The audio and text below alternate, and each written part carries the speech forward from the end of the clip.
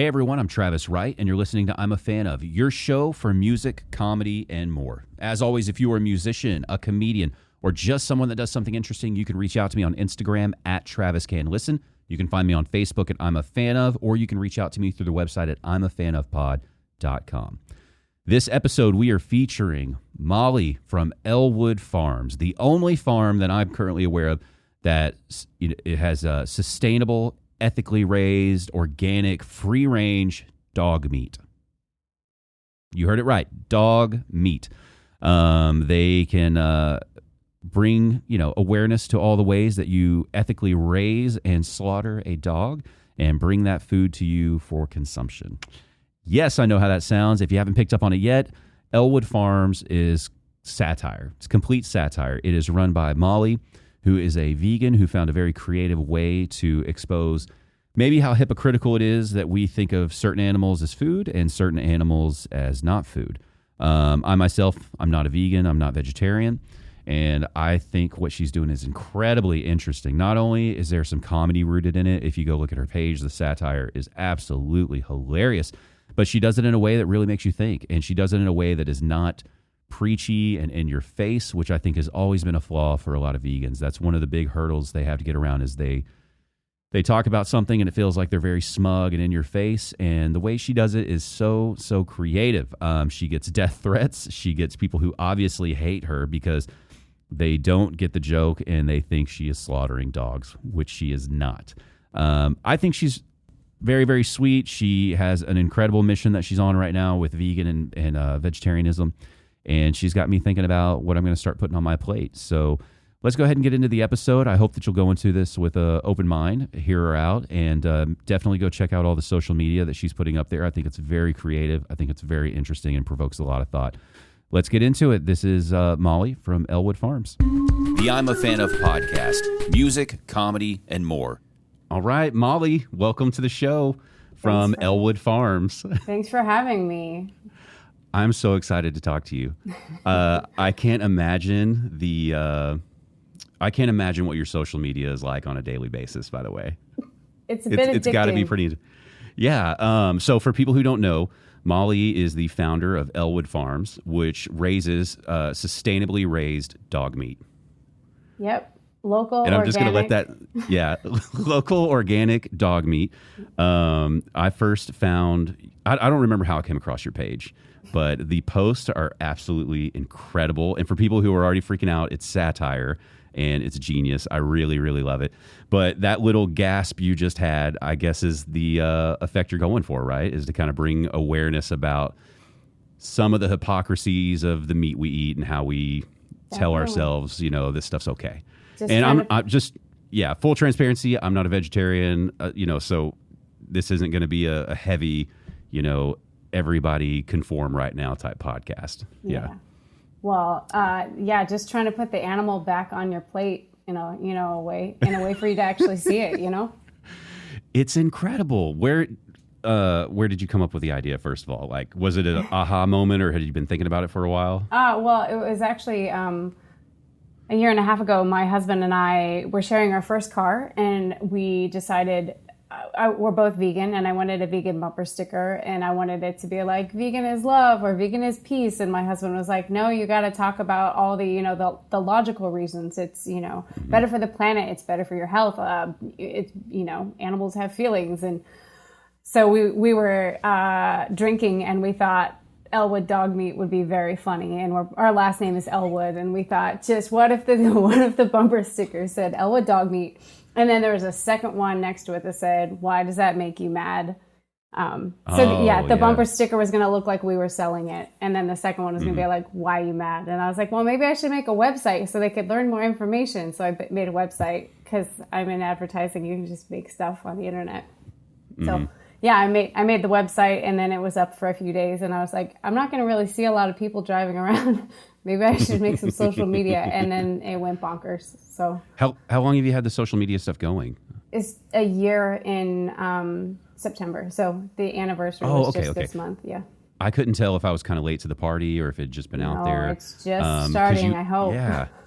It's so incredible. I think what drew me to it was the fact that it's preachy in the opposite way, right? Like you're taking the stance of someone who loves meat, a farmer who's just trying to get by, and you're totally, it totally makes, whether you're whatever side you're on, you're thinking about it. You're like, oh God, you can put yourself in the shoes of that farmer who's like, I'm just trying to make a living here. Yeah. And not only am I trying to make a living, but we're trying to raise these animals as best we can and give them love and happiness before we kill them.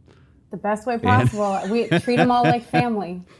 It took me, probably a good 5 or 6 minutes to realize what was going on, because I don't think originally, were you forced to put satire on your social media? Because I don't think originally you had that on there, did you? I have it on, what happened was I had Instagram up for maybe a month and a half and it got taken down. And I made a second one and it got taken down. And then when I put satire in it, it stuck. Like it didn't get taken down anymore. So I put it on the bios of all my things, but I buried it in some hashtags. And it's surprising how many people don't read the bio and they just freak out and send a death threat. Did they tell you why they took the page off? No, there's no people that work at these places. It's just robots. Why do you think it was pulled down? There's many. I have a lot of things that get taken down. And they say that it's promoting selling animals, which you're not allowed. I mean, you're not allowed to sell dogs on a lot of platforms. You're not allowed to sell regulated goods because dog meat would be a regulated good that you're not allowed to sell. Yeah. Some say it's promoting cruelty or violence, which is funny because that's what your page is going for, is because we could probably go find lots of local farm pages that are set up the exact same way. And you're not actually selling anything on yours, are you? No. Well, I sell T-shirts. Okay, yeah, that's what I'm saying. There's really no products that would violate those terms. No, and it's fun because all my content, I am obsessive, and I'd say 99% of my content comes from actual farmers. So I just go to the hashtag, I find their caption, and I put the word dog in, and suddenly it's violence, and it's illegal, and it's horrible, and it's so fun because, like, if you know that, then you read the things, it's so messed up. Yeah.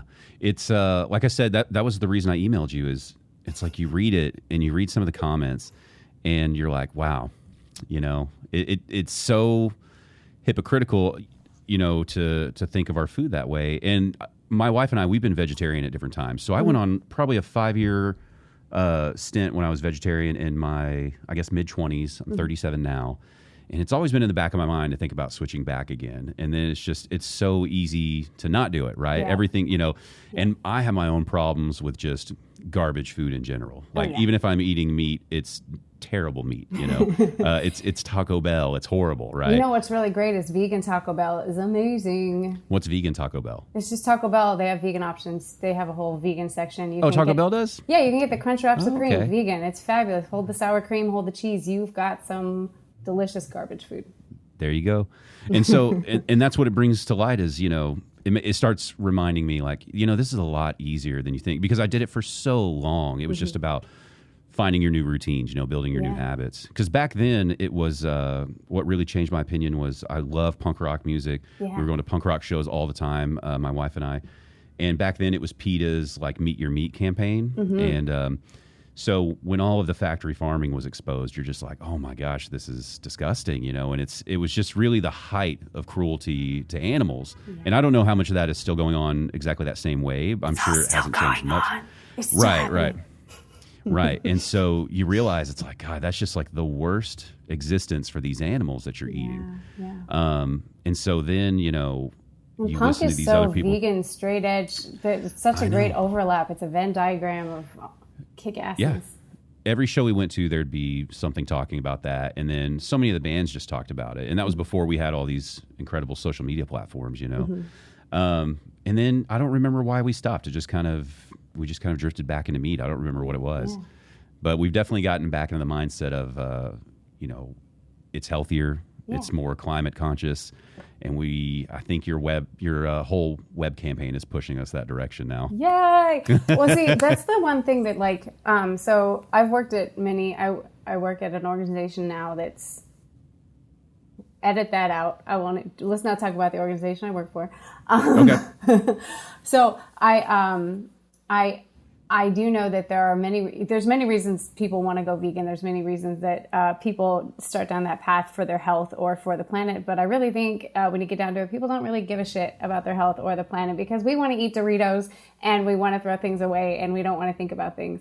And that's actually why the dog meat campaign, I think, resonates. And actually, for the people who are already thinking about it, it's the only inarguable thing where you're like, yeah, animals are killed. Like, that's the only thing that people, if they care, they care. I mean, if you, I don't really care about my health. I thought when I went vegan, I was just going to die. Like, I was like, wait, okay, I guess that's what's happening now. But then I found out it was fine. And then when I found about the environmental benefits, I was like, heck yeah, this is cool. And you start to think too, like, if the population is going to keep growing, which it will, there's no way you can farm this many animals. It's just, you cannot do it. You know, the amount of stress it's going to put on agriculture and the ecosystem it takes, it just, you can't do it. You know? When you think about it's the amount of land that it takes to feed the animals that then feed you, and the calorie output, the math doesn't work out. It's pretty wild. So yeah. I do want to talk about the random hate you must get in your inbox. Oh my God, so much hate. Oh, because it's easy to not know it's satire at the beginning, and all you see is this crazy person is killing dogs. Yeah, I guess. Yeah. What are some of the interesting ones you've had? Oh, I get a lot of death threats. The first one I got really scared me because I didn't, it did it exactly as it intended. It was somebody being like, "Where are you at? I have a bullet for you. I'm going to kill your whole family." And then when I was like, it's not real. He's like, I got it. Oh no, I didn't say it's not real. I said, we're local, but maybe read the website. And he's like, figured it out and then he blocked it. But I felt like figured out where I lived. And, but then I realized, I don't have a yard. I don't have a dog. If they got as far as finding me, there's no dogs. So, but yeah, I get lots of death threats, lots of people wanting to blow up my business. A lot of, it's so creative. Actually, what's funny is I don't think that, like, if I'm mad at somebody, I'm just like, you stupid, whatever. These people are like, I hope you trip over a rake and the handle goes up your butt and your family finds you and your daughter cries over your body. It's amazing. They're so creative. People are so mad. Yeah. And I appreciate your comedic commitment to the bit. Like, I look through the comments and then some of the messages that you post, it's always like, hey, we're just trying to, raise ethical. So like you always say it sounds like such a canned corporate response. Yeah. And they just, I know they're just freaking out. And then finally you see, I guess, where the comments stop, where it's like they finally got to because if you go to your website, for people who don't know, you'll read the whole process of how they, raise and slaughter and everything. And then by the time you get to the end of it, it's like, hey guys, this is satire. Hope it makes you think about all of the other meat that you consume. And so you just see these people go on this rage journey through your page until they finally get to that last part and they're like, oh, okay. Yeah. I got it. I'm sorry about all those death threats. Yeah. Oh yeah. So I keep a thread. When I first got these ones, it was so cool because it's some of the most violent people. And then like comment number 4, they're like, oh my God, I'm so sorry. I have a dog and I was just thinking about it and I get what you're saying. And whether I'm going to give up meat or not, you've really this was a journey that you took me on. And I'm like, go on your way. Like think about this. I love thinking that I got a message from, it was a vegetarian chef, and he said, this is making him think about veganism. He'd never really known why people were vegan.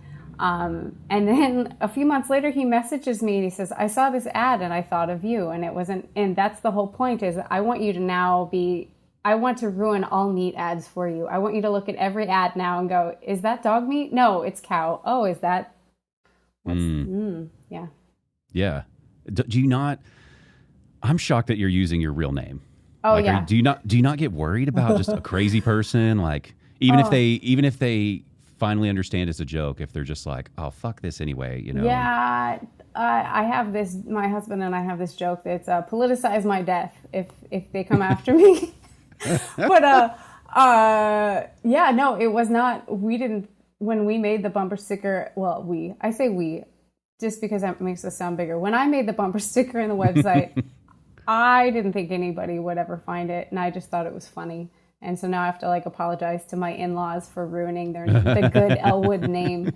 I didn't even think about your family. Oh God! Oh, the Elwoods. Hey, put them on the map. No. So yeah, I do worry. Especially, I know that a lot of activists do get targeted by farmers. Farmers are upset of people doing things like this. So that could potentially be a problem. I think it could be a work problem someday down the line. But at the same time when it comes to work stuff, I don't want to be working for places that wouldn't support this activism. And I guess. What type of threats do the farmers make? Are they just worried about their business being lost? And that's is that what it is? I actually personally haven't had any of that. I have only had like one blog post made by it. But I mean, I know other activists. There's another guy who has done some dog meat activism in the past, and a farmer actually killed his dog. Came to his house. He came home and found his dog was tied up and killed. And that's just, for this person to be, he was exposing the cruelty on a specific farm, and you can't pinpoint what happened. You can suppose, but now he takes his dogs with him everywhere he goes. Just out of fear. Oh, that's horrific. Yeah. Ooh, we were talking about fake dog deaths, and now we're the real one. So I got dark. Yeah. No, it's okay. Yeah. And I've also had like if you want to get gross, just for a minute, I've had a lot of people like to send pictures of dead animals to me, and it's just. It's funny because as a vegan, they always think they were going to be triggered by sending pictures of steak, pictures of, here's a deer I shot. But I had some weird ass shit. People sent me pictures of coyotes they've just killed or a cat they killed. And one of them was like peeing on a dead coyote. And I'm like, this video you've privately sent me says so much more about you. Mm-hmm. Are you okay? Are you okay? That's kind of the wild part is it's like this person or these folks who are sending you kind of really hateful things. Yeah. It's like in their heart, they're like, I'm doing the right thing because this person is a monster to these dogs. And they don't even realize it's like, hey, you're being a monster in your own right and you have no idea. Right. I should clarify, the people sending me those, they know I'm vegan. They have figured it out. They're just mad that I've made a vegan page. Yeah, which is such a weird thing to be mad about. Because, it's. It's, I live in Texas, I know. Yeah. Where are you from originally? I'm from Oregon. Oregon, okay. Yeah. But actually from like a country western town. Like I went to rodeos and stuff, so this is all very close to home. Yeah. Well, so tell me about your vegan journey, how it started and what made you want to go that route. Well, it's funny because I actually grew up like fishing, and I went hunting once as a kid. I had took my hunter safety class as soon as I was old enough, and then I had to think about like skinning the deer, and I was like, I don't really think I want to do that. Also, it's really cute. Look at him alive. It looks just like he's having a great day. It actually was. I've been vegan 6 years now, and before that, I was vegetarian for a few years and pescatarian for a few years. So I met my husband. He was brought up pescatarian, and I didn't think anything about it. He was lapsed. He ate anything. And I bought a copy of the book Eating Animals for my father-in-law, who's pescatarian. I didn't know what to get him for Christmas. I was like, here's a book about eating animals. He might like it since he doesn't eat animals. And I was like, what did you think of it? And he goes, this book's for you. It's not for me. And so I read it, and it really moved me to go vegetarian. And then one night I was scrolling Twitter, and I saw somebody was sorting male chicks into a garbage bag, and I'm like, what am I even looking at? And it's a Mercy for Animals video, and that is how male chicks are not used in the egg industry. They're all killed, and I didn't know that. Oh, wow. So 50% of all these animals are born to be egg laying are killed. They're not used, and the ways they kill them are not to. Here's my platform, I'm going to say it. They're put in a garbage can, or they're macerated, or they're just, suffocated.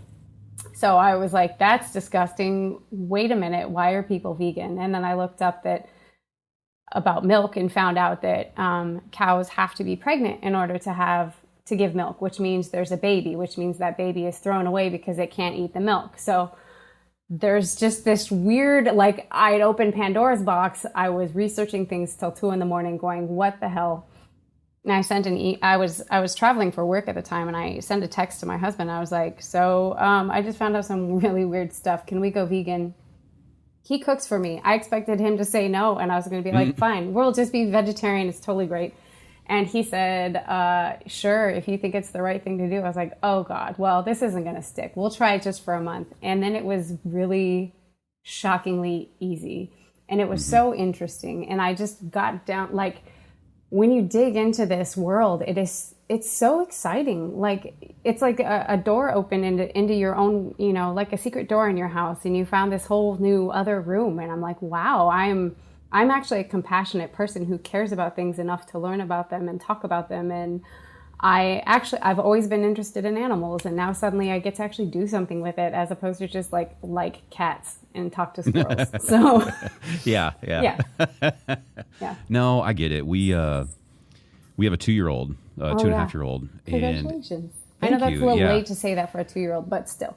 You know what? It flies by so quick, though. Like, he was just a newborn baby, and all of a sudden he's 2.5. And it's like, what the hell? But I'm already thinking about those things because even outside of food, you know, it's just there's been so many kind of animal cruelty things brought to light about, you know, like my wife and I, it's like we want to go take him to aquariums. So he loves fish. He loves those things. And it's like the reality of, man, these are just caged up animals, and that's so depressing, you know, and you don't want to shatter that for them, but at the same time, it's like you don't want to just have another generation of kids going like, this is totally fine, and be desensitized to this animal that doesn't even belong here, you know. And then of course those great documentaries about SeaWorld and everything that they're doing that's horrible.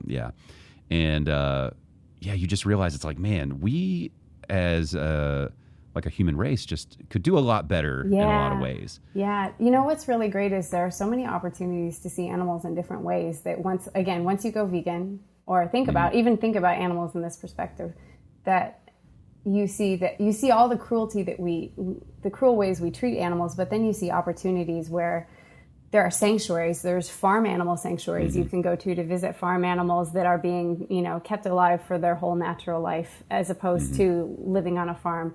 You can go to national parks and take tours with rangers and see animals in the wild, which is so much more exciting. Like I was in North Carolina and we went on a canoe a canoe like 2-hour guided trip for, you know, and it's not very expensive.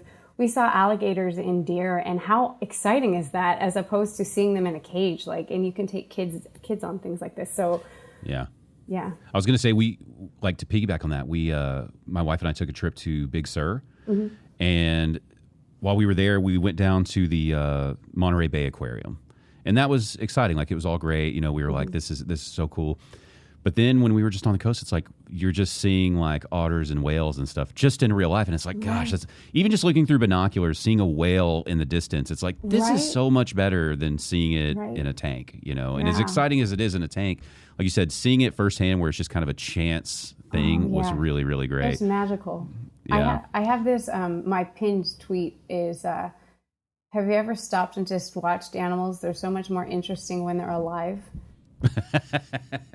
And I have since going vegan now, I am obsessed with wildlife, and it turns out like I actually don't really, I mean, I like farm animals and all, but they're little Frankenstein, little monsters we've made. They're not real. They can't live without us. They are, you know, they can't live long lives because we've bred them to just get fat and big. And so like there's something so magical about watching birds or going to the beach and just watching crabs and be like, what the hell are you doing? And like sitting there and being like a little scientist and be like, what is that crab doing? I know. That's no, 100%. We went to the beach recently. And our boy was just like, you know, we were showing him the little clams when the surf comes up and goes away, and he's trying to find those, and then just chasing birds on the beach. The guy just loved it. And you know, you do want to foster that sense of connection with nature. And it's so easy, you know, like taking them to Chick-fil-A every day and getting some chicken sandwiches, Yeah. but not making those connections of, Yeah. hey, this is actually what it is, buddy.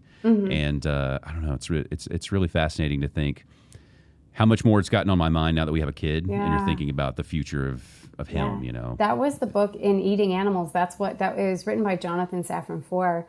And that is his premise, is he is having his first child and he's starting to consider what is he going to feed his child and what does it mean. And he paints this beautiful picture, his journey from discovery to, you know, what are his takeaways? What is he going to do? How is he going to change his traditions?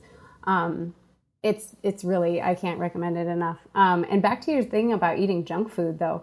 There is so much great vegan junk food that, like, if you're going to don't tell me that. I want to eat better. No, but I'm just saying, if you're craving a chicken nugget, it's already garbage to begin with. Like, it's 5 billion chickens in one nugget that's just ground up in a pulp. That you can replace that into like a little soy thing, and you dip it in some sauce, and it's the exact experience. Well, and I know this because, like, we used to do all like the Morning Star meat and that kind of stuff. I mean, we used to do that. Like, we know. It's really just, I think, building those new habits. Yeah. And back when I was vegetarian, that's when I was very athletic when I was growing up, like in high school, lots of sports.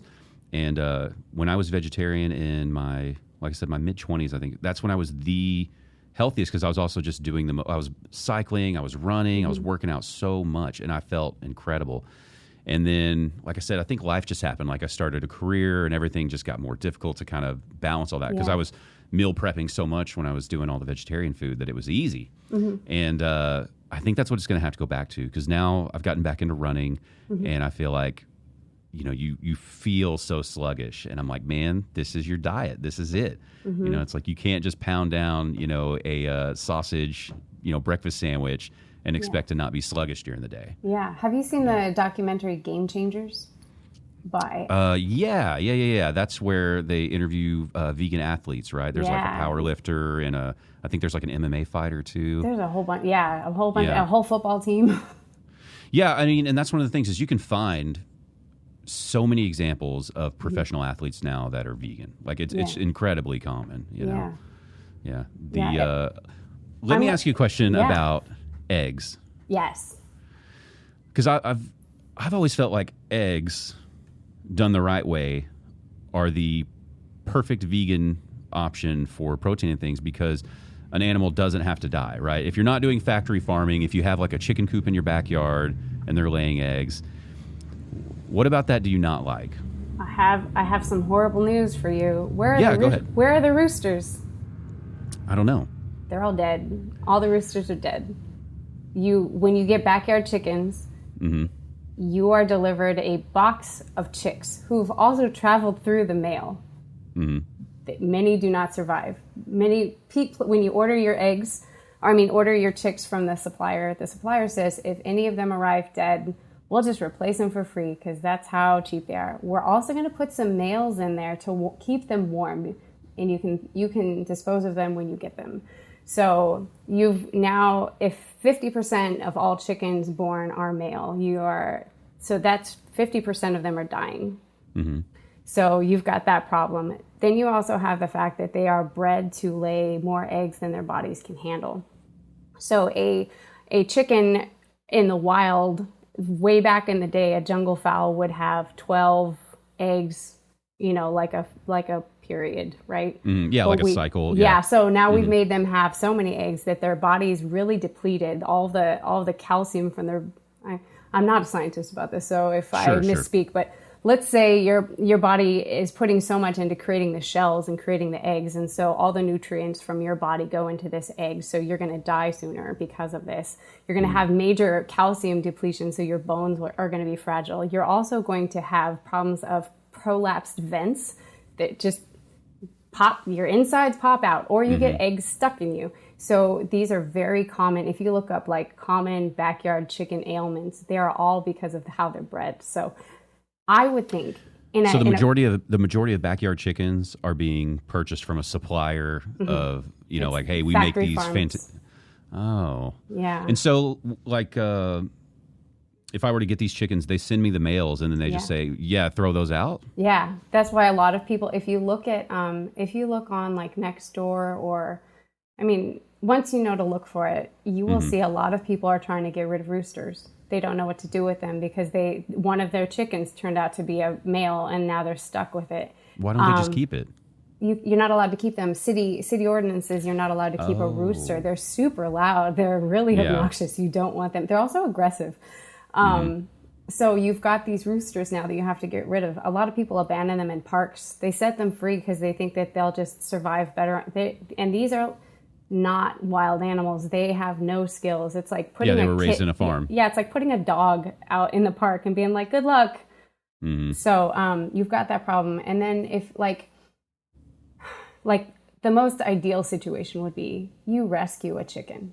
That sounds really weird. That sounds very Portlandia, right? I'm going to rescue a chicken. Yeah. But so a lot of people get chickens, realize they're too much work, and they surrender them. They surrender them to the Humane Society. They surrender them to farm sanctuaries. So if, let's say you want to adopt a chicken, so you're not purchasing them, you're not putting any money, you're not paying for the cruelty. Now you have a chicken whose theoretically eggs you could eat. She's going to be laying them anyway. If she's not eating them herself, a lot of chickens eat their own eggs in order to get their nutrients back. If she's not eating them, my husband has a thought. He's like, we'll rescue chickens and we'll just find eggs in the backyard. If she doesn't want them, we'll eat them, which is fine. But she's going to stop laying eggs at some point. And are you going to keep her? Is she a pet now? Do you keep her till she dies? Or are you now addicted to eggs? And you're like, well, I got to get another chicken because I need my egg fix that I'm addicted to. So like me personally, I think that if you had a rescue chicken in your backyard and you wanted to eat her eggs, go for it. That's like the kindest, sweetest thing you could, if you're going to eat an egg. But also I found that there's so many replacements that I don't really need them. I love just egg is fabulous. If you take tofu and you fry the shit out of it and get a little crispy on the outside, it's like an egg white. It's great. Interesting. I didn't know that. So even the chickens that get shipped in, like I have a coworker who he'll bring eggs to work, 4 coworkers because he has tons of chickens. They're laying tons of eggs. Yeah. And he was saying they definitely lay 1 a day. Yeah. So that is totally unnatural. And they're typically, that's just the way that chicken was bred. That's why it's doing that. Yeah. I don't think wild birds out they're not laying one. I have no idea. Yeah. I have no idea. Yeah. Because when he told me that, I was like, 1 a day? I was like, wow. That's why he's giving them away. He's like, man, we've got so many. You know? So like a robin is going to lay the eggs that she's going to hatch as babies. So she might lay 6, I'm guessing. Let's say this. I'm probably going to be totally wrong, but she probably lays 6 twice a year. Yeah. And so those are her babies that she's going to raise. She's not going to raise 365 eggs. Yeah. That's a lot of eggs. I know. And it's like when you think about it, you're like, well, of course that's not natural. Yeah. But it never dawns on you. Yeah. We've done such a great job. And that's what I try to do. What dog meat is about is trying to make you question the thing that we don't question, because there's no we are sleepwalking. We're sleepwalking through this and thinking everything how is it that I was a 35-year-old woman with friends who are breastfeeding their children and I never thought that cows had to be pregnant and have a baby? Yeah. I just think they're magical, and cows are magical, goats are magical, maybe camels. They just give milk and they want you to take it. Well, and so much of it, I mean, I'm here in Texas, so much of it too is just religious upbringing, right? A lot of religions show that, or they teach, these things are here to serve you. That's why they're here. They were all put here for you. So the milk they make, of course that's for you. The meat, it's for you. Everything is for you. Yeah. And so I think that's a big part. It's if you're raised in that, you really do think this is my kingdom. This is all my stuff. They don't mind that I'm taking all of this. Yeah. And it's another kind of, like you said, sleepwalking. You don't realize oh no, that's all bullshit. All of that is just stuff we were saying. You misinterpreted a story somehow, Yeah. There's a really good I guess you could call it documentary. Watch at your own risk. It's called Dominion, which is already sounds, playing off that, we have dominion over whatever the biblical phrase is. We have dominion over every land, animal, fish, fowl, whatever it is. Narrated, produced by Joaquin Phoenix. It is the truth. It goes into every aspect of animal exploitation how the fur industry, the leather industry, cows, dairy, everything. And it shows you, and with hidden cameras, they went through and undercover investigators did this. And what's so shocking about it is this is my thought before going vegan was, those videos are rare. They don't, this stuff that's happening is not happening. If it's happening once, probably in another country. And the shocking thing is when you open that little secret door and you look in, you're like, oh no, this is happening down the road. How could anyone who works with animals all the time for their job not have to desensitize themselves towards animals because they're killing them? So we have to treat them like objects. Yeah. Yeah. And it's crazy because how many people, if you're driving out on a country road and you see, a field of cows, your first thought isn't usually like, let's kill them. Your first thought is usually, oh, that's so cute, and like you would love to pet a cow's head if you knew, nobody makes that connection of like, let's get them. Like, get them. And it is totally, it's just totally separate. I think people are finally connecting the dots of just how unhealthy the store-bought meat is for you. Because like you said, these things have been crossbred in so many different ways and genetically engineered to produce as much meat as possible because they need to make profits. They have overhead, that it's not the healthiest meat. And I know it's probably not the way you would want it done, but then there's folks like, Joe Rogan out there who are talking about how they'll go out and kill their own meat to last them a whole year so they don't have to buy all this store-bought stuff. Is he hunting deer?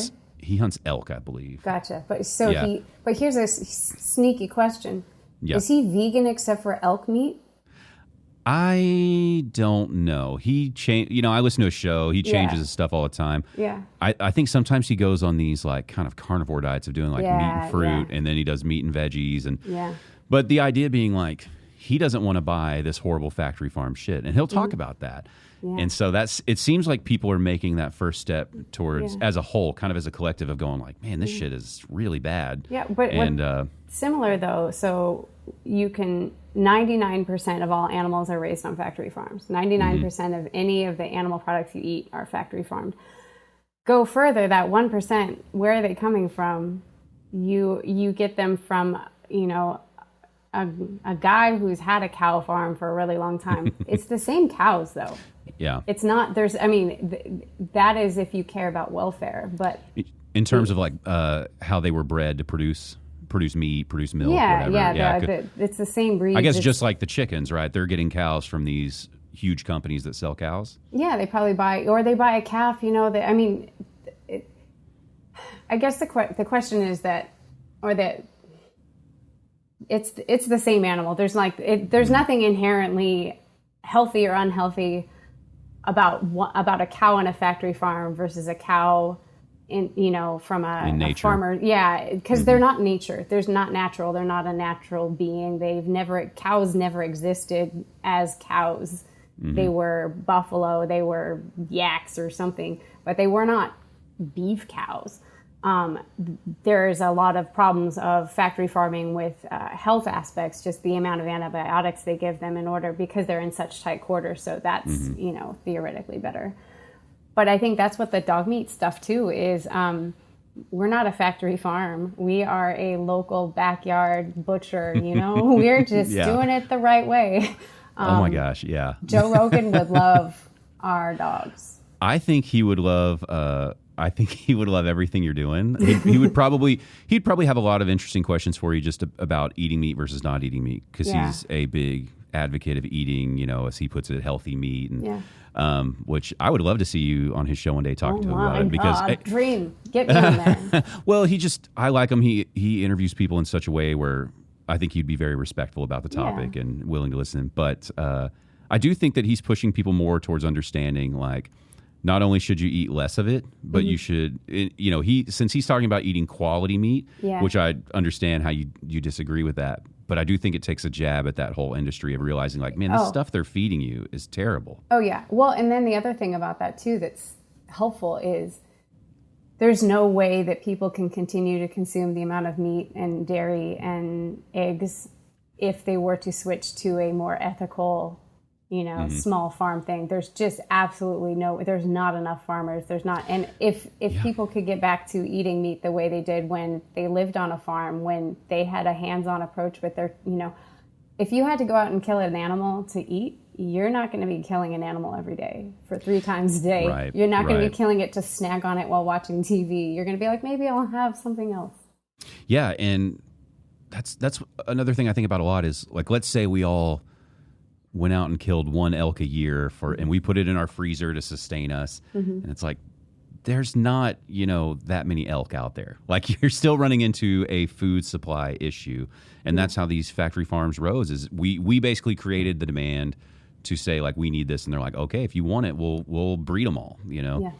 But that kind of leads me to another question of, let's say we got everybody to switch to a vegan diet.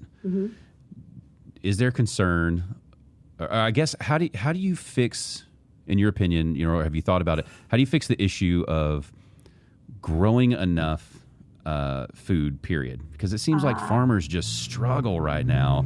And then with climate change, it seems like all of our food's about to be fucked anyway. Yeah. So I just read a really great book. Is it behind me? What is it? It's Vegetables, Animals, Junk. No, Animals, Vegetables, Junk, I think.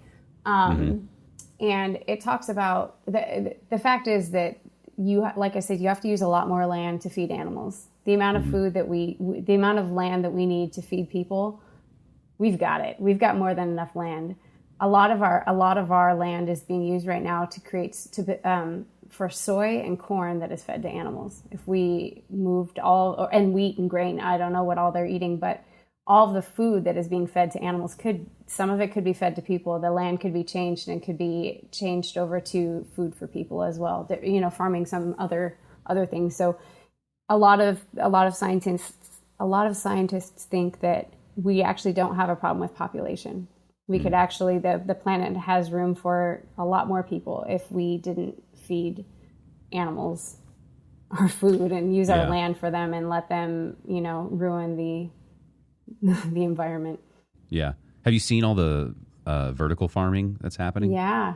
I fucking love that. That's so exciting. Yeah, it's got like, somebody can steal it if they want. I don't care, but it's made me want to study how to grow more plants indoors and then start. I think of these cities like like Detroit, or even after COVID, all of these downtown buildings, like commercial property as what we're doing now, this remote interview, right?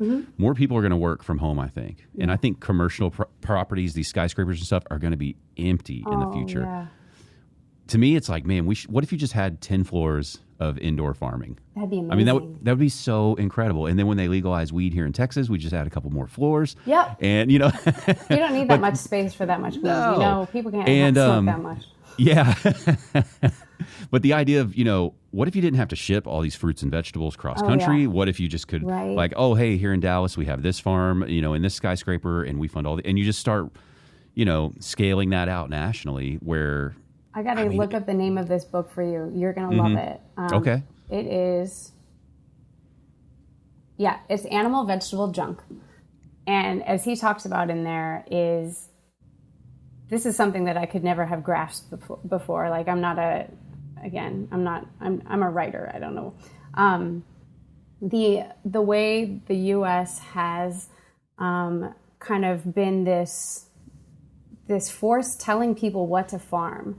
They're like, don't worry, we've got corn covered. We're doing really good with corn. We're going to export corn so cheap. Mexico, you can't even grow your own corn anymore. And in fact, instead of growing corn, you're going to grow this stuff.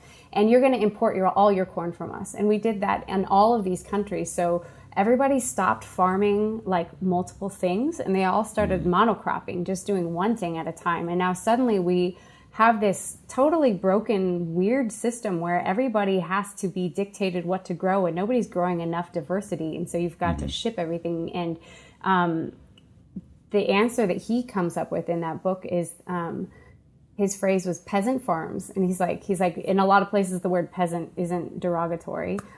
We need to get back to backyard farms and victory gardens and everybody growing what it is that they want to eat. And smaller farms will have much better, environmental impact than having, a place the size of Ohio that's just all corn.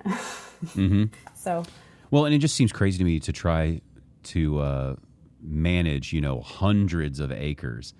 And it's like when you can't control the weather, when you can't control what's going on. Yeah. I mean, think about how many plants you kill just trying to like have a plant in your home. Like, Oh, yeah. just one potted plant you can't even, or here in our backyard, it's like we planted all these beautiful shrubs and everything. And in Texas, anyways, North Texas specifically, it's like, in the winter, it's like we're frozen and our electricity doesn't work, right? And then in the summer, we just have these massive droughts.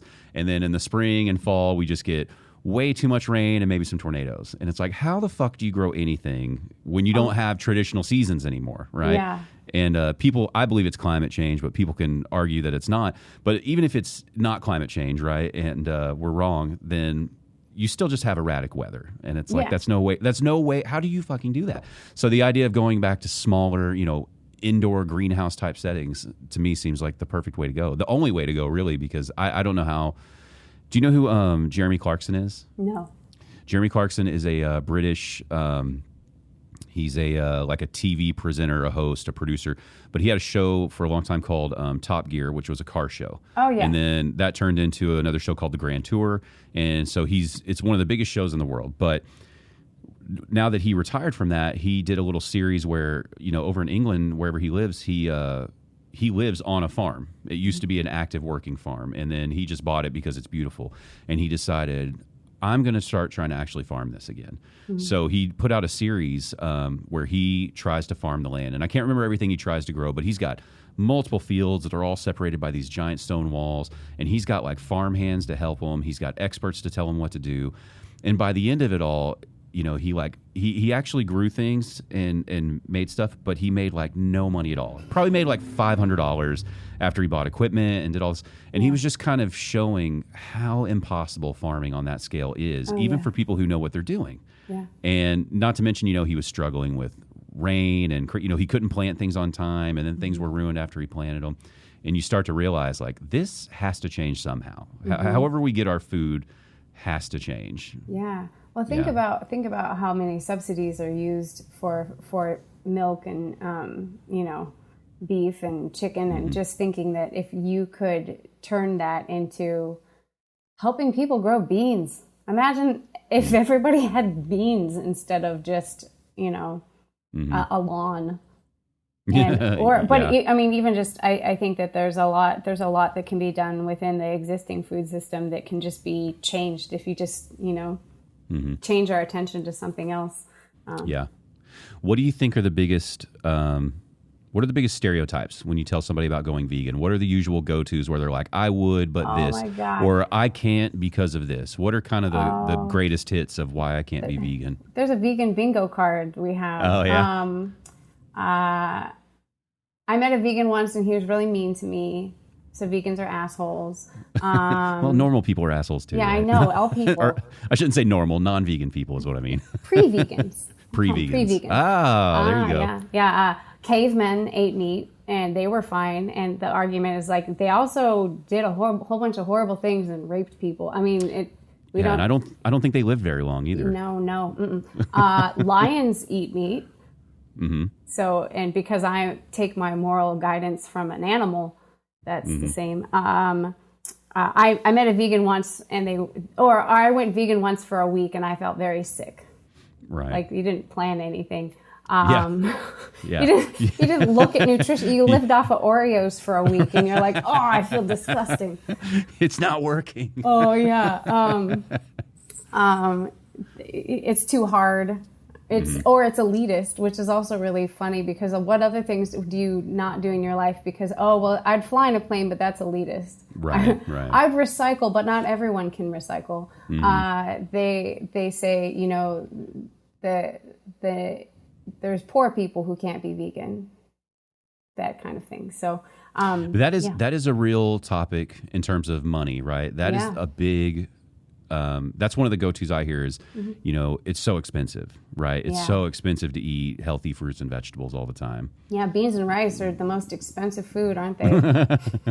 Well, when I was vegetarian, honestly, I think it was I would say it was probably borderline vegan now that I think about it, because I got so regimented. It was just it was rice, beans, and then I had like a mixed bag of vegetables. Yeah. I might have put some cheese in there or something. Yeah. I can't remember. And then Tabasco, and that was like my Delicious. go-tos. So I think that was vegan probably, and I didn't realize it. But yeah, it's you can definitely do it cheaply. It's just that is the go-to though. People are like, it's so expensive. Healthy food is expensive, let alone vegan food. Well, it's funny because it's like I had this tweet. I think it was like, vegan food's too expensive, and then you're like, what about beans and rice? And then the response to that is, veganism is too boring. And you're like, well, what about if you made like a tofurkey thing? And they're like, oh, it's too processed. And then you're like, well, what about if you make like a giant homemade vegan lasagna? And they're like, oh, it's too complicated. And the thing is that you'll always have an excuse. As long as you don't want to go, there's always an excuse. So yeah, you might as well just say, I'm not ready to yet. That's all you're trying to say, is I'm not ready to yet. Yeah, I was just saying I don't care yet. And maybe later I'll care. Yeah.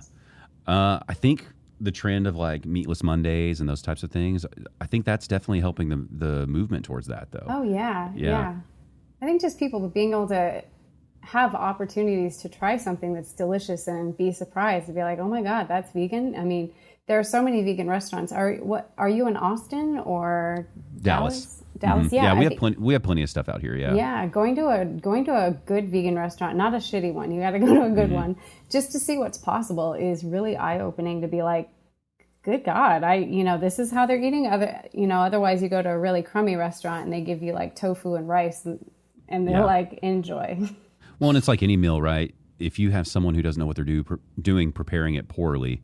Yeah. It's the same as going to a regular shitty restaurant. If it sucks, it sucks. It might just be that they're using poor ingredients. They don't know what they're doing. Yeah. It's let me, before I forget. Yeah. There are some, I don't know if they're on there anymore since your page has been taken down and put back up a couple times, but there were a couple great clips where you guys are going like to butchers trying to get your meat stocked. Oh my God. That's an acquaintance of mine. Yeah. He just went out by himself. I sent him a t-shirt and so he was going to butcher shops trying to basically wholesale your dog meat to butcher shops. And he had like great pamphlets and everything. Yeah. And was just getting the craziest looks of these people who were there buying other meat. Did he tell you about the whole experience? Like how did that go down for him? I haven't talked to him in depth about it, except for that he said he wished he'd gotten more of the video because somebody outside wanted to talk to him about dog meat. So yeah, it was just an activist. He does a lot of activism in the Chicago area, and he's really gregarious. So yeah, So was that part of Elwood Farms, or was he just doing that? No, he's a friend of. That's awesome. The coolest thing about this is it has activated a bunch of activists. I've created I put on the page. There's a vegan section for vegans that's saying if you like this, take anything you want from it. I have free downloads. I have free posters. I have free brochures. I'm creating a guide right now because I have had many people do dog meat tastings in their cities. They've done them in Toronto. They did one in Croatia. Hold on. Dog meat tastings. Yes. Well, they put up see this. I got this little menu behind me. Yeah. So they put up a sign and they cook up vegan meat and they stand out there and say who wants to try some local organic dog meat, and they do it in a park and people get really mad and then they have conversations about it. So how long do they commit like it is dog meat, or do they instantly no we're just doing this thing? No, they wait. So I've done this myself. I can't believe y'all haven't been punched in the face by strangers yet because people are so passionate about it. I've got a story. I was at Vegandale. Vegandale is a vegan festival that's held in a bunch of major cities. It's coming to Dallas in November. Okay. So I had a booth in Chicago. And I actually have a booth next week in New York City. When I was in Chicago, that was my first time me being Elwood dog meat in person. So I have a booth. That's actually what these signs are for. They're from my booth. Okay. So I pretend like I thought I was there to sell T-shirts to vegans. And then the guy's like, no. Most people who are here, they're not even vegan. They came for a music and a food festival. And music's pumping really loud. Everyone's really drunk. It is a chaotic scene. And I'm having these loud conversations with people where they come up and they think that I'm selling, my sign says free samples, and they think it's free samples of meat for dogs. So they're holding their dogs. And they're like, can Miffy have a free sample? And I was like, I don't think that she should. That would be like cannibalism. And she's like, what are you talking about? And they're like, wait a minute. So I tell them, like, we have a little farm just outside of the city. Everything's local and organic. And they'd be like, are you serious? And my goal was, how long can I get them to talk to me and find out why that's a problem for them? And so I would ask, what, are you vegan? That sounds like a vegan issue. Like, if you don't want to kill animals. And they'd be like, no, I just think it's wrong. So I would give them brochures, and some people would storm off. Some people would, then come back and be like, I get what you're doing. And I'd be like, yeah. But I had one guy, he was really drunk, but I didn't notice how drunk he was. He comes up and he's holding my brochure in his hand. And he goes, is this real? Is this dog meat? And I was like, yeah. I don't see what the problem is. And he takes the brochure and he rips it very slowly in half. And I think he's just being dramatic and funny. But no, he's really mad. And I'm like, hey, that's expensive. And he throws it on the ground. And then he clears off my entire table. I had a whole table full of T-shirts and stickers and stuff. And he just wiped my whole table and he started screaming at me. And I had to have vegan on. So now everybody's looking. And I suddenly get really scared because I realize how many people there maybe think I'm selling dog meat. Yeah. How many people are very drunk or high. I talked to so many kids who couldn't even speak. They were just like, I couldn't even explain the concept. They were too far gone. I was like, come back later. Yeah. So yeah, he cleared the table off. I had to have somebody stand between me and him as he threatened me. I took two guys to talk him down. He almost cleared off my second table. They stopped him and we got security over. And but it was awesome though, because he realized what he had done. And he started crying and he felt really bad. And he's like, I didn't mean to do that. And the vegan who helped me, he said something really like cool. He's like, we vegans don't do this at farmers markets. We don't clear a table when we see actual dead bodies on a table. You have to live in the world, buddy. But now in retrospect, I'm like, he got to live the vegan dream. I would love to go to a farmer's market and tip their whole table over and just be like, you fucking assholes. Yeah. Yeah. It's so incredibly, it shouldn't be dangerous, but it is dangerous, right? Especially the scenario you're describing. It's like all it would have taken is a couple other people to go, yeah, man, and jump in. And then you know how that mob mentality works. That was a scary thing. Yeah. I was thinking about that. Like I got really shaken because I suddenly we have this really big dog meat bumper sticker. It's massive. I can't show you here. It's big. It's really big. Yeah. And we put it on the car, and we have a rule that we don't drive around with it at night. We don't want to be around anybody who's drunk. And we realized this because we were driving through Nashville. And we had it on the car, and I liked driving past groups of people and watching them point at it. And then I realized they were in big groups of people, big roving groups of bachelor parties and stuff like that. And I was like, all it would take is a group of 20 people to surround the car, and wouldn't be able to tell them all it's not real. Yeah. You could only hold on. I have some information. I have a pamphlet. Visit the website. No, it's over. So. Yeah. I'm actually nervous. I'm going to New York City to do the same thing again, and it's going to be double the amount of people. It's supposed to be 30,000 people. I have two badass animal rights activists who are going to be with me this time, who are like, it's going to be okay. We got some sides on the tent so we can duck, I guess. buy some pepper spray when I arrive. Yeah, I mean, and that's the real hard part too, because if somebody comes at you, even if you're defending yourself, right, all that's going to come out is these vegans were attacking us, because everybody just, the phones always start rolling after the first punch and that kind of stuff. You're not going to see a real balanced story of how it all went down. Yeah, so. No. Well, I hope you're very good at de-escalating. I'm really hoping that the sexism kicks in and they're like, I wouldn't hit a woman. Or some glasses or something.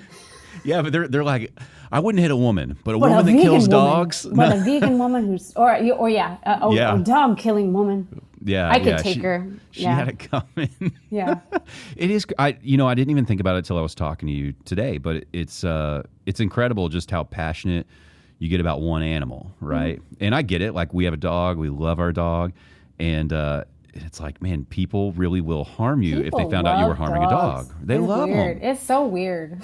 I know you're clued into all the like a couple years ago when Ricky Gervais was on his big campaign about the Chinese dog festival. Yeah. Right. Yep. And that was the first time, I think, we really started thinking about, oh, wow, that is a little hypocritical, because to a lot of those people, as horrible as that is, to a lot of them, it's like, what? This is food. This is, And so when you think about, like a barbecue festival, it's like, how is it, Oh, yeah. is it that different? The part that I guess made it different is a lot of them believed, by torturing the dogs, it made the meat taste better. And, hopefully we don't intentionally torture cows to do that, right? But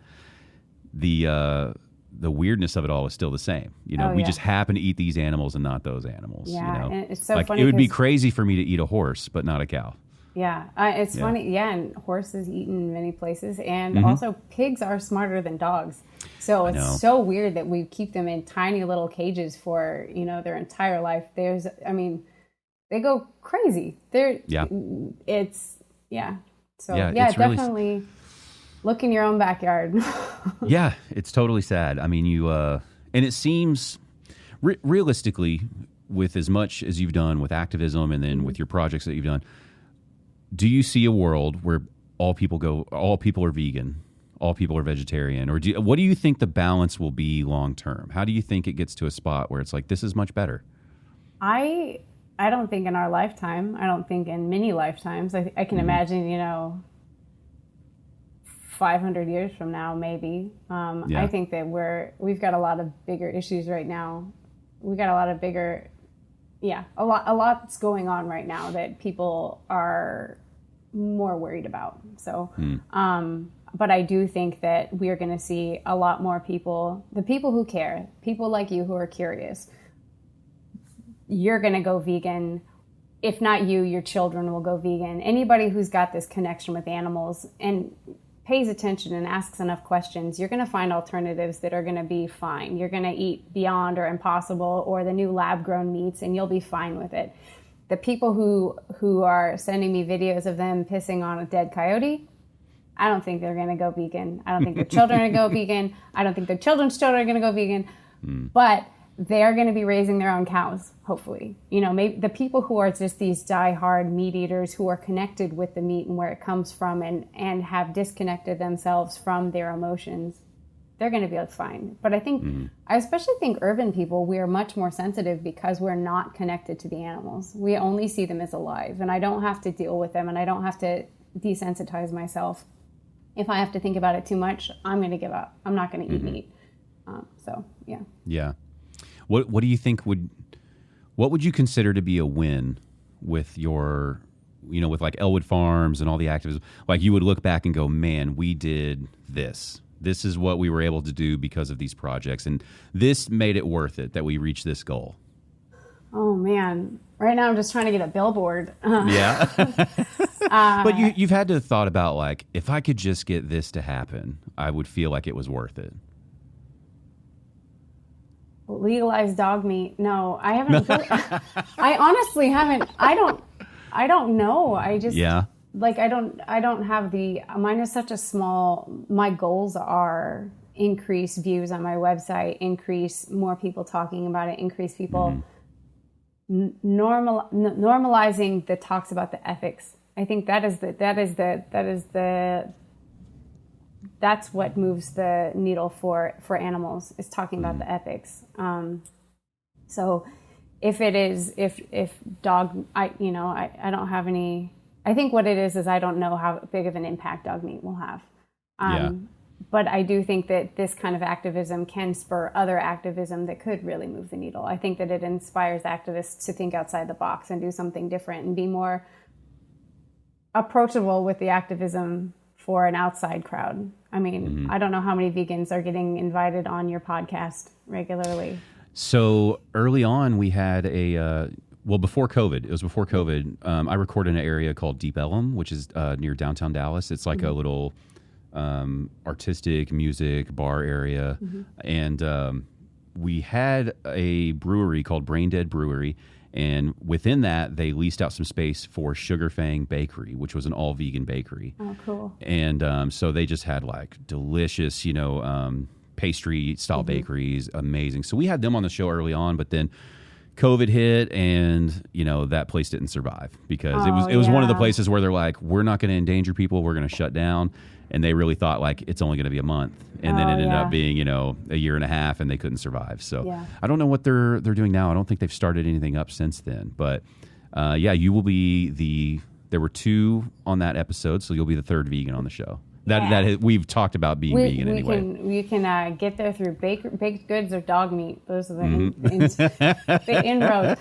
I do think that vegan donuts can really save the world. I think that is, if you haven't gone to a vegan donut shop, well, the 2 ladies that were on the show, they're kind of friends of friends. It was Amaris and Soto, I believe was her name. Their food was delicious. Like, they threw down. It was so good. And that's why we brought them on, because the food wasn't good like, oh, this is good vegan food. It was just good food, that happened to be vegan. And so that's why it was fun to talk about it. But what do you think about the lab-grown meat? How do you feel about that? I don't know how I feel about it at all.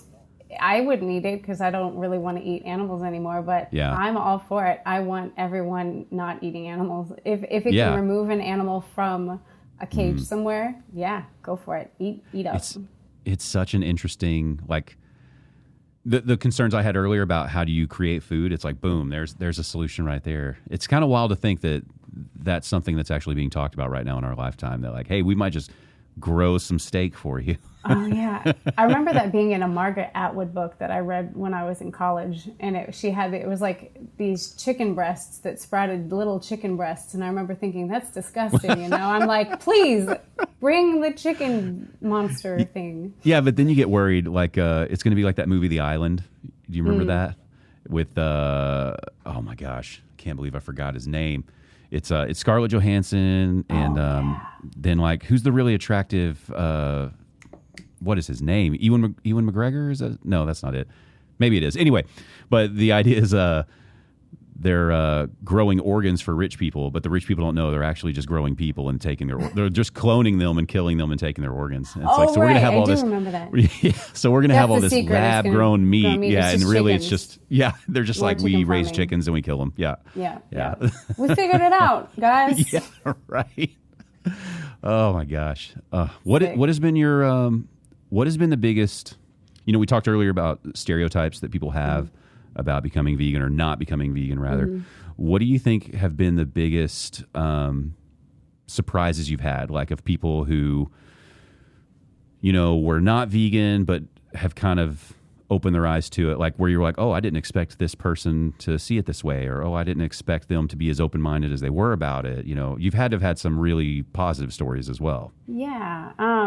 In my own personal life, it's been pretty rewarding because it's acquaintances. I get these reach out from a friend of a friend that like I made friends with her at my best friend's bachelorette party and never saw her again. And she's like, I've been following you on Facebook and I'm really thinking my whole family's going vegan. What's your favorite cheese recommendation? That's just like, I get those messages. They seem to group around times when I'm like, I need to quit social media because I'm just being obnoxious. I'm being that vegan who's sharing information, and it's compulsive. I can't stop. Like I see the atrocities happening around me, and I'm just like, maybe if somebody just watches this video. But I also got a message early on in Dog Meat that was very moving, and she said, it was like, so what can I say? I get it. Like, I get what you're saying, but how do I, as a Southern woman who has grown up all of her life eating meat, like, what do I do? Like, I get it and I feel bad and I want to change, but what do I do?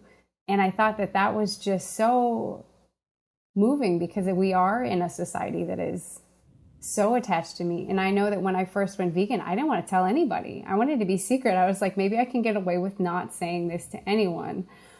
When I went vegetarian, I remember going to parties and making my husband eat my food. Like, I was like, I don't want them to know I didn't eat it. Quick, eat my portion. I'd be like, that was great.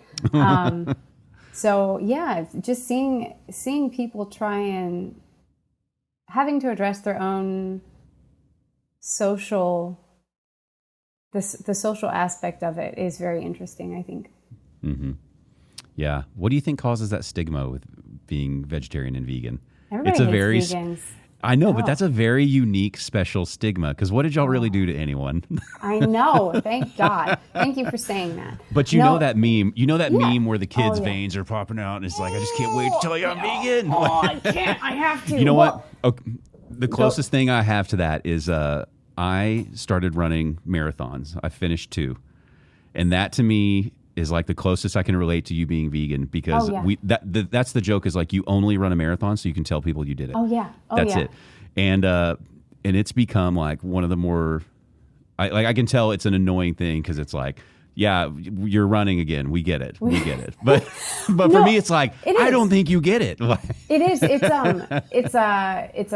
a smugness. Nobody wants to hear about your smug lifestyle that you have so much time to dedicate to it, you know.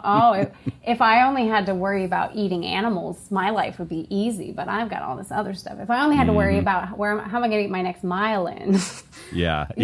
It's obnoxious. It's also, I like to think this, I'm a reminder of your potential. Like you could be vegan, and I am the fly in the ointment. I'm just sitting here annoying you by doing things that you possibly could do, but you don't want to. You're not ready to do it. You don't, maybe you don't have time, maybe you don't have money. All the excuses that are grounded in some reality. But like anything, if you set your mind to it, you can do it.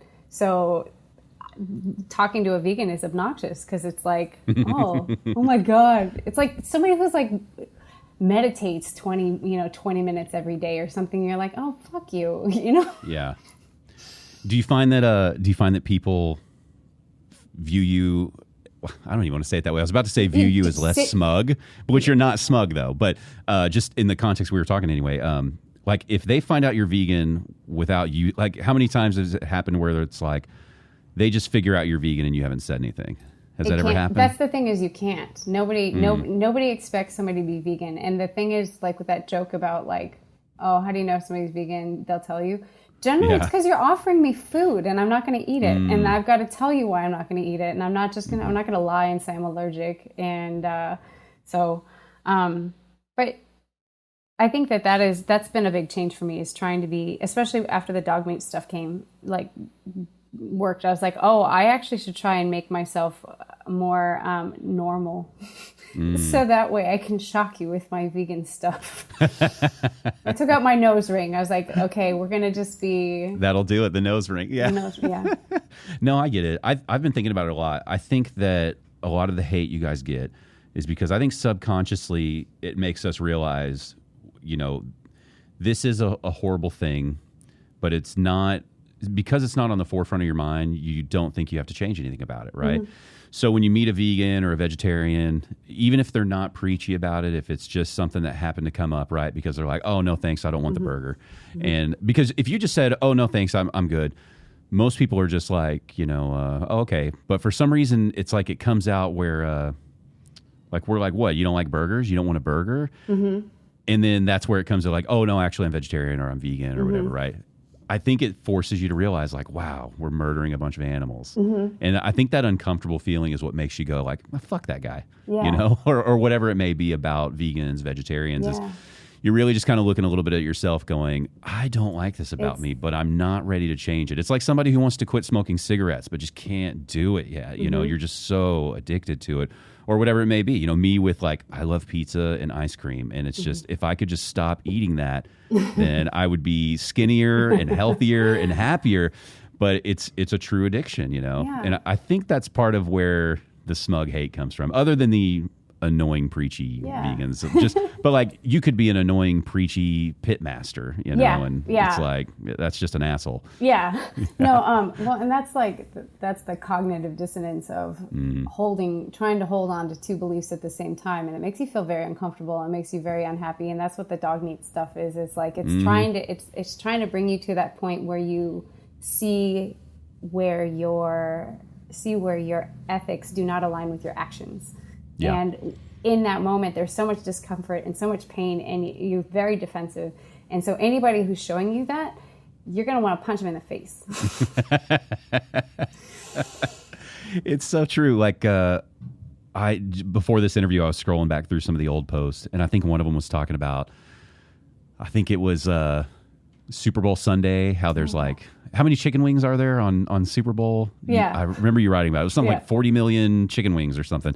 And it was like, if we just switch to corgis who have four paws instead of two, you know, we could cut that down in half. It would be more sustainable to have corgi paws instead of chicken wings. And it's like, but really, like that one.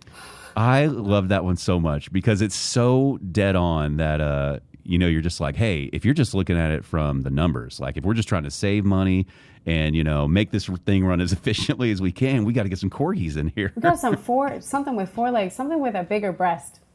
Yeah. Yeah. Yeah. Well, you have a background in, oh my gosh, I can't remember. I read it, but basically advertising, digital marketing. Yeah. So I'm assuming you're just grabbing like stock footage of dogs and stuff off something, right? I pay for an iStock subscription. Yeah. And that's my big indulgence because I want what I want and I want it now.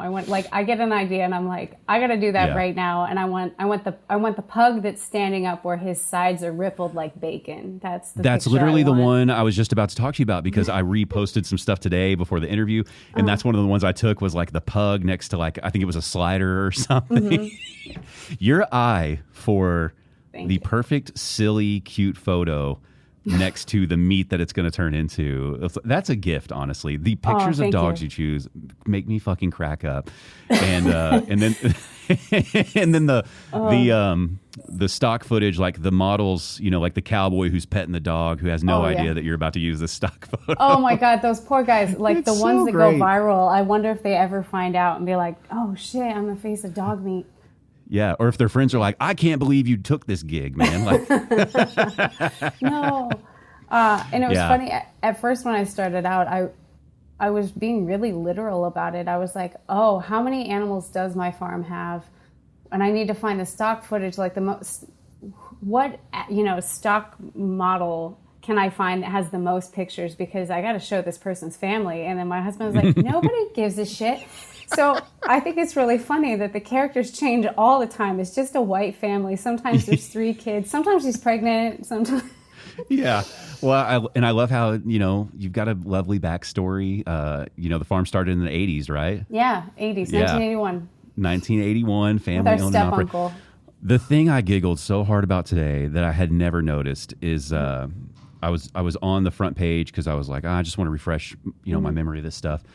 And I noticed you only follow one person. Elwood Farms only follows Beyonce. That brings me joy whenever anybody sees that. Oh Thank my you for God! noticing. Because I was like, I wonder who they're following, and I was like, Beyonce, just Beyonce. Originally, when I started Instagram, I only followed the Westminster Dog Show. And I bothered them so much that they blocked me. And then I was like, I got to follow someone quick. Who is it going to be? I was like, Beyonce. And I love that I don't think she's vegan. I don't think it's just... No, it's just Beyonce. Of course, everyone loves Beyonce. Yeah, right? who doesn't love Beyonce? Well, I just love the idea of like this grizzled farmer, you know, just coming home, Following throwing on some Beyonce. Oh my God. And the great thing is when I log into Instagram, because I only follow Beyonce and I follow Beyonce and some hashtags. Anytime Beyonce posts something, I see everything. I get to see my Instagram's only Beyonce. Oh, so there's a little bit of truth here then. A little truth now, yeah. Oh my gosh. So it was funny when we were in Los Angeles a couple months ago, and we did the Star Tour, you know, where you get to drive to people's houses, and we downloaded the map and we went to Beyonce's house, and we parked out in front with the big magnet, and I took a picture of the car in front of Beyonce's house, and then I posted it. I'm like, if she sees it, she'll never see this, but if she saw it, this is the creepiest shit that's probably ever happened to Beyonce. Could you imagine Beyonce and Jay-Z like looking out the window? Or better yet, just like coming out to the gate and like, you got to move that shit. Like, what are you doing here, lady? We're taking the picture. My husband's like, I think they're looking out the window. I think your best bet is that like one of their children happened to love Elwood's page. Oh, and then they're hope. like, hey, mommy, daddy, check this out. Oh That's probably your in with them is like their children. But the famous rap producer, Russell Simmons, he's a famous vegan. I should he send probably him knows, a T-shirt. He probably knows Jay-Z and those guys. Yeah, you should. He's been vegan for a very long time, back when it was, really unheard of for like a black man in hip hop music to be vegan. That was just unheard of. So I love those old, the vegans from the beginning when they were actually just eating rice and beans, and now we've got like an embarrassment of riches, and people are like, "Nah, I don't want to go vegan." I'm like, "We got fucking vegan cheese. Come on, it's good." And is there are the old school people like, y'all don't even know how hard we had it? They're actually just grateful to have friends now. Okay, good. That's awesome. Before they were alone. They were in a social media group of 2. Yeah. They'd never met another vegan. And now they're like, oh my God, can I get away from the vegans? You guys are insufferable. Mm-hmm. What has been, we're going to wrap this up, but what has been your absolute most favorite thing about dog meat? Oh my God. What is the thing that has made you the happiest throughout this? Oh, there's so many. It is like, I think the bottom line is it has made activism fun for me. Like that's not very exciting. Like I also want to say when I got a rolling mobile billboard in Las Vegas, which was joyous. Oh my God. So I actually have a grant. I got a grant, and that's how I'm able to do this stuff. So I was like, I wanted to get a billboard. I couldn't get a billboard anywhere. And so I was like, who's going to take my money no matter what? Las Vegas. So I put it on this mobile billboard, and it rolled around for a whole month. But the joyous thing is that it has made activism fun for me, because otherwise I was like trying to cook for friends. I was doing this thing called Cube, where you go out and you probably, maybe you've seen them in Dallas. It's people who stand with masks, and they have a giant TV, and they're showing graphic videos from slaughterhouses. And they stand and like, if you want to be a pariah, if you want society to hate you, stand on a street corner showing slaughter videos, and you watch people walk by with their children, and everyone hates it, and you're standing there holding the sign, being like, I hate all you too. Yeah. So, but I mean, don't take me the wrong way. That is fabulous activism, and I just talked to somebody today who went vegan because of that. But no, it's joyous for me. It is, the vegans really enjoy it. All the comments on social media are vegans pretending to eat meat. So it's like I love those comments. The amount of people who are like, I don't even want to spoil it. It's just go to Instagram or whatever, and whenever there's a post about anything, just read all the people who are buying into the bit, and it's really funny. Yeah, it's just this spider web, and it's all vegans just waiting for the non-vegan to wander in and go, what? This is disgusting. And they're like, what, are you vegan? Oh, you're pathetic. Have you ever had corgi bacon? Or Do you know who Tom Segura or Christina Pazitsky are? No. They're stand-up comics, but they have incredibly successful podcasts. They're a husband and wife, and they have a podcast called Your Mom's House, which is just outrageous. Like, they started off showing just ridiculous YouTube videos of very disgusting things. Like, it might be the strangest, darkest corners of like individuals who like post their personal sex acts on like YouTube with things blurred out. But these people are still like, none of it was secretive. They're like, please, I'd love for you to see this. It's very strange, right? Anyhow, somehow they got talking about Garth Brooks on the show, the singer. And he was famous before social media. So he's very weird on social media. But he's also he is like the most successful touring musician. He makes so much money, more than all. He'll sell out like 7 shows in a row at an arena. Mm-hmm. Well, they just started jokingly talking about how when he does his social media stuff, he looks kind of like a serial killer. Like his eyes are a little dead, and he's so awkward. Like he's probably killed a few people. Oh. And that has now morphed into them telling all these jokes about like, tell us where the bodies are, Garth. Like the families deserve to know. And so if you go to any of his social media posts, all through it are the Your Mom's House fans who are like, where are the bodies, Garth? Oh, no. And like, oh God. And his actual fans are like, what are they talking about? I love it. And then so much so that like recently they posted a picture. Some of their fans went to a Garth Brooks concert, and they had like big signs that they're holding up that said like, where are the bodies? Tell us, Garth. And I don't know how it happened, but like they panned over on the side and it was like on the Jumbotron at the concert. Like I picture your following slowly building to this. Oh my God. Because it's so huge with that Garth Brooks thing now that it's like beyond the satire. Like they can't even tell if it's a joke or not now. They're like, should we be looking into this guy? Oh my like, God. And it becomes like Q or like whatever, the Pizzagate. Oh, I would love for people, like if there was like a news story about your farm and how you guys are murdering dogs and all. Oh my God, I would love it. It would be incredible. That's my dream. You know, that is one thing that's funny is sometimes there is like that scary thing about, I actually don't have control over this. Like I don't, like it's gotten to the point where now I'm a steward of it and it, you know. It's about to be Fight Club. It's just going to go. Yeah, it's going to, who knows. But yeah, that's like sometimes I worry like, I mean, because activists were all very passionate, they could think that Elwoods is giving them the go-ahead to go attack that farmer whom I've just shared their story of. And then they all go. And so I have to be really careful. Like I actually just shared, it was a post from a animal fundraiser from Dallas, actually. They just had a fundraiser for dogs and cats, and they served ribs there. And so I took their pictures and the pictures of their menu and blocked out their name and said, "So glad to have helped cater their fundraiser for cats and horses." And they served Labrador or pug or something like that. And I shared all these pictures. And the first time I shared it, I actually shared it with the name of their nonprofit. And I went, shit, I don't want like to set this, set the town on them. So I had to go take it down and repost it. But in that time, while that was up, that group blocked me personally, blocked every account I have as a human. And I thought that was very funny. I was like, how did they find me? It wasn't just dog meat they blocked. They blocked, like, I have 3 personal Instagram accounts. They found them all and blocked them.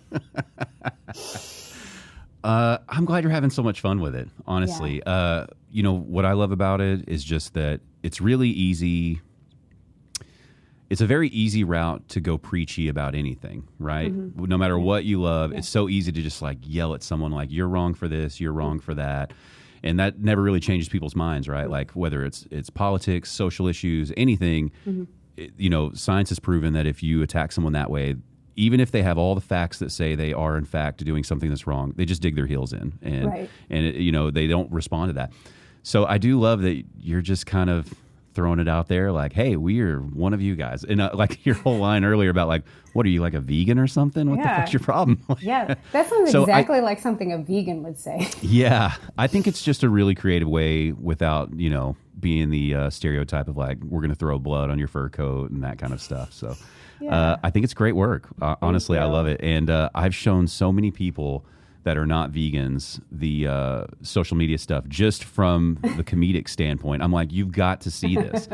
And then they start texting me like, did you see this one? I'm like, yes, I saw this one. I'm following this one. I think so. And so it's great. I think it's a really soft way to get people, like you said, just thinking about it, you know? Yeah, I really like one thing that's... so I try and balance like comedy, try not to be too funny because there are people who are seeing it for the first time and you want them to go, what the fuck? What are they doing? You don't want them to just laugh. So you got to like, every joke's got to be very subtle. Yeah. But then in between that, I also share just horrible stories from farms and I have people go, wait a minute. Did that really happen? And I'll be like, oh yeah. It was those are like your, those are the ones where it's like, oh, you know, we had to put down an entire group because they had whole shed. Canine flu or something. Yeah, right? The bird flu. Yeah. I was like, we had an entire shed of like Pekingese or something that we had to like. We used fire extinguishers just to gently suffocate them to death, and that's what they did with a bunch of chickens. And you're just like, Yeah, that's the horrible part about. Yeah. I'm laughing because I know it's satire, but then like you said. You read it and you're like, oh, that's probably really what happens. Yeah. You know, and that's so I think you're hitting it dead on. Yeah, that's what I love. I love that I get the people with the humor and then they have to stick around and go, wait, what? Oh, but I still want to see the next corgi leg one, so I'll... They can't all be corgi legs, people. They can't all be corgi legs. I get, it's funny. Just the other day, I have this backlog. A couple months ago, one of my posts went viral, and I got thousands of phone calls. I get voicemails, and Wait. How are they calling you? I have a phone number. You haven't heard my voicemails? That's the best part. All my death threats are my voicemails. Oh, no. I missed that. That's showing that I need to share a new voicemail thread. So I have a phone number, and it says, leave a message for the farm. We're out with the dogs. And it's great. The audio is the dogs barking in the background. I'm like, we're out with the dogs. I probably saw the phone number and just assumed it was like not a real phone number. You real. Actually got a phone line. Yes, for this. And I get thousands of phone calls. And I'm sorry that I underestimated how all in you were on this. Oh my God. You got a separate phone line. This is why it's so fun. Well, no, you can just buy a phone line with a voicemail. But that's still ridiculous. I know. That's the best thing about doing this myself, is just being like, what if I had a phone number? I started with Skype, and then I paid for this service. So, but I get these voicemails, and what's funny is, so I get a lot of death threats, lots of great calls, and I share my death threats. I want to burn you down, and but everybody's ordering the pug bacon. There's all these people who make fake orders, and the fake orders are always pug bacon. It inspired me. I was like, I need a pug bacon shirt, because that's what the people want. So pug bacon's the number one seller. I thought it'd be Labrador. Yeah. It's not. Well, I made a couple posts today before the interview just to kind of see what reactions would happen, because I didn't want to tell too many people I was going to interview you, because I wanted to see how much shock value was going to come with it, right? Kind of get a taste of what you're going through. Yeah.